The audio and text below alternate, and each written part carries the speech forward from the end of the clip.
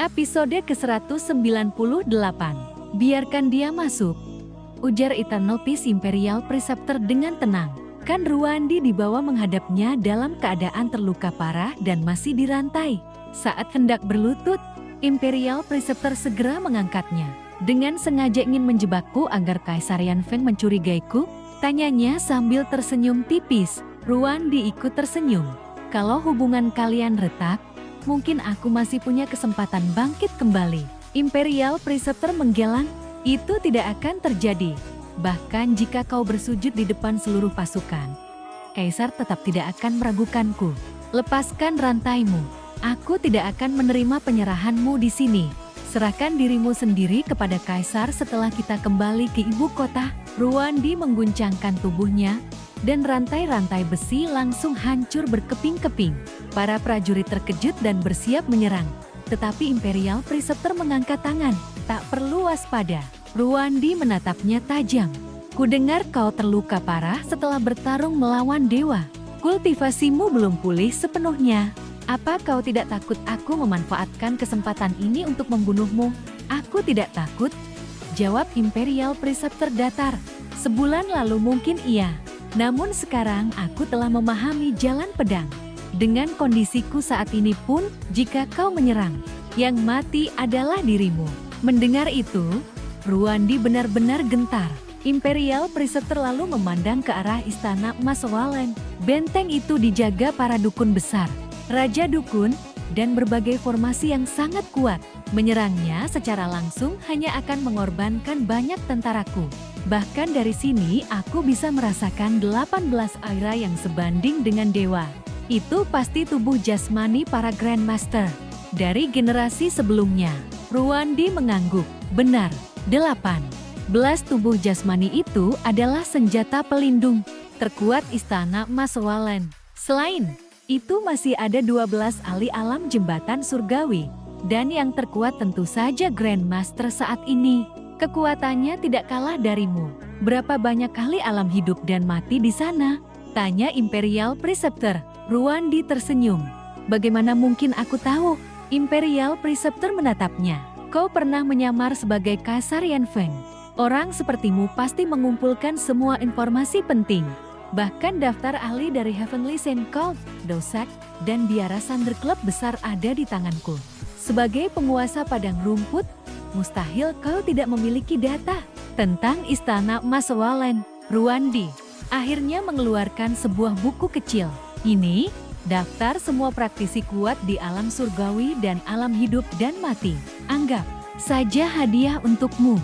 Imperial Preceptor menyerahkannya kepada Duke Wei. Sebarkan kepada seluruh jenderal. Biarkan setiap ahli memilih lawannya masing-masing. Tak lama kemudian, para jenderal berkumpul mempelajari daftar tersebut. Imperial Preceptor kembali bertanya. Istana Emas Wallen juga dipenuhi formasi pertahanan dan pembunuh. Jika kau memang berniat menggulingkannya, pasti kau sudah menemukan cara untuk menghancurkannya. Ruandi justru balik bertanya, mengapa kau begitu mudah percaya padaku? Bagaimana jika semua informasi yang kuberikan palsu dan hanya menjebak seluruh pasukanmu? Imperial Preceptor menjawab tanpa ragu. Karena aku tahu alasan kau menyerah. Ruandi terdiam. Grandmaster memerintahkan para dukun meracuni seluruh sumber air. Akibatnya, 9 dari 10 keluarga di padang rumput musnah. Sebagai kaisar, kau melihat rakyatmu dibantai oleh pihak yang seharusnya melindungi mereka. Musuhmu bukan lagi Kekaisaran Eternal Peace, melainkan istana Emas Wallen. Ruandi menundukkan kepala. Setelah lama terdiam, ia menghela napas. Perang seharusnya tidak melibatkan rakyat biasa. Jika aku menaklukkan Eternal Peace, rakyatnya akan menjadi rakyatku. Jika Kaisar Yan Feng menaklukkan padang rumput, rakyatku juga akan menjadi rakyatnya. Namun istana Emas Wallen justru memusnahkan bangsaku sendiri. Karena itu, aku akan memberitahumu semua kelemahannya tanpa menyembunyikan sedikit pun. Imperial Preceptor akhirnya tersenyum. Aku memang menunggumu datang. Setelah kau berada di pihakku, dunia akan kehilangan satu tanah suci. Ruandi benar-benar tunduk. Selama Imperial Preceptor masih hidup, Aku tidak akan pernah memberontak lagi.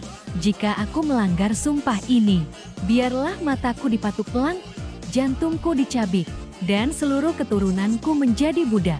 Sementara itu, jauh di ibu kota Eternal Peace, 9 jajaran pegunungan berbentuk naga berkumpul dan menciptakan pusat energi yang menjadi fondasi keberuntungan kekaisaran. Di langit, sebuah pavilion terapung melayang di atas awan. 4 penguasa surga tinggi berkumpul di sana. Star Sovereign Qiao, Jade Sovereign, Flower Sovereign, dan Star Sovereign Yan. Chu Xinghua berdiri di samping gurunya, Jade Sovereign. Sedangkan Yu Liu melayani Star Sovereign Qiao. Mereka menatap ibu kota dengan ekspresi kagum. Aku dulu hanya melihat sekilas, gumam Jade Sovereign. Kini baru kusadari mengapa Eternal Peace berkembang begitu pesat.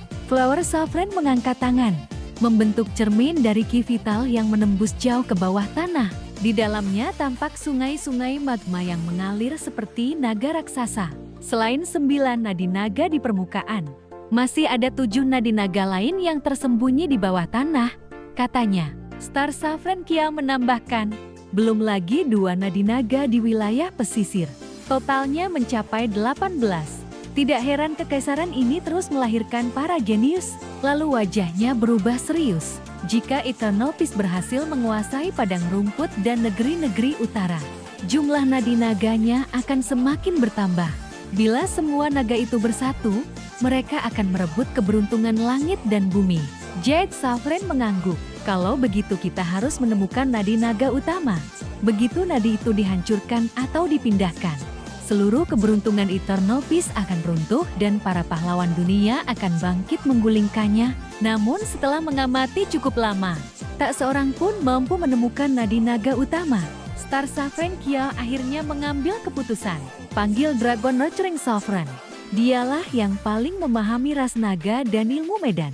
Qing Ying dan Yao Hua segera kembali ke surga tinggi untuk memanggilnya. Sementara itu Jade Sovereign tersenyum tipis. Sayang sekali Sword God belum juga muncul. Sepertinya dia benar-benar sudah tua dan memilih menghindari pertarungan. Flower Sovereign mengangguk. Itulah kelemahan manusia.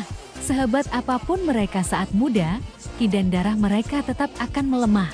Umurnya tinggal sekitar 2 tahun. Lalu ia memandang Chu Xinghua. Sudahkah kau menemukan kaisar manusia yang baru? Chu Xinghua menjawab, aku pernah bertemu dengannya tanpa mengetahui jati dirinya. Kultivasinya saat itu bahkan lebih padat dariku, meski teknik dan pemahaman seni surgawinya masih di bawahku. Keempat penguasa surga tinggi tampak terkejut. Kultivasinya bahkan melampauimu. Chu Xinghua mengangguk. Namun sekarang aku telah menyempurnakan kultivasiku di Little Jade Capital. Jika dia tidak memperoleh kesempatan yang sama, aku yakin sudah melampauinya. Jade Sovereign berkata, pergilah ke ibu kota, bunuh kaisar manusia yang baru, lalu segera kembali. Kami akan menunggu Dragon Nurturing Sovereign sambil mencari nadi naga utama. Star Sovereign Qiao menambahkan, Yu Liu dan Jingyan akan menemanimu. Keduanya segera mengikuti Chu Xinghua menuju ibu kota. 4 penguasa surga tinggi kemudian menurunkan pavilion mereka di sebuah lembah yang tenang. Di sana hanya ada sebuah rumah sederhana. Tak lama kemudian seorang wanita berparas luar biasa keluar membawa amber untuk mengambil air. Keempat penguasa langsung terpaku. Bahkan Flower Sovereign, yang dikenal sebagai dewi tercantik di surga tinggi, merasa kecantikannya sendiri tidak berarti dibanding wanita itu. Wanita tersebut memperhatikan mereka dan tersenyum ramah. Hari mulai gelap. Sebaiknya kalian tidak berada di luar malam-malam seperti ini. Jade Sovereign tersenyum. Kami bukan orang biasa. Bahkan di reruntuhan besar pun kami bebas keluar masuk. Wanita itu tampak sedikit terkejut. Kalau begitu maafkan aku. Rupanya kalian memang tamu yang luar biasa. Ia pun melanjutkan perjalanannya mengambil air. Ketika malam benar-benar turun, keempat penguasa masih memandangi rumah itu. Flower Sovereign tersenyum menggoda. Kalau memang kalian terpikat, mengapa tidak mengundangnya mengobrol? Tepat saat itu pintu rumah kembali terbuka. Suara tawa yang begitu merdu terdengar dari dalam. 4 tamu terhormat telah datang dari jauh. Maaf karena sebagai tuan rumah, Aku justru terlambat menyambut kalian. Di bawah cahaya bulan, keempat penguasa surga tinggi menatap sosok yang muncul itu dan serempak berseru, benar-benar kecantikan tiada tara. Bahkan para dewa pun akan jatuh hati.